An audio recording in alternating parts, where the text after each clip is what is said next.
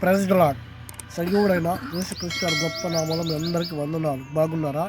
ఈరోజు మనం మాట్లాడుకునే అంశము కుటుంబ ఆశీర్వాదం. ఈ కుటుంబ ఆశీర్వాదం అనేది బైబిల్లో ఒక ఆయన పొందుకున్నాడు. అతనే అబ్రహాము.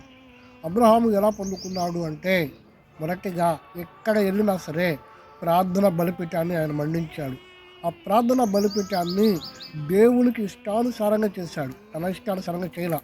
రెండవదిగా శారా కూడా తనని ఎంత గౌరవించిందో దేవుడు దాన్ని పరీక్షించాడు.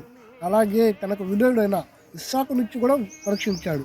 అప్పుడు ఆదికాండంలో 24వ అధ్యాయంలో అన్ని విషయాలలో దీవించెను అని రాయబడి ఉంది. అలాగా కుటుంబంలో ప్రతి ఒక్కరు దీవించబడాలి అంటే మనం అందరము 3 అంశాలు గుర్తుపెట్టుకోవాలి.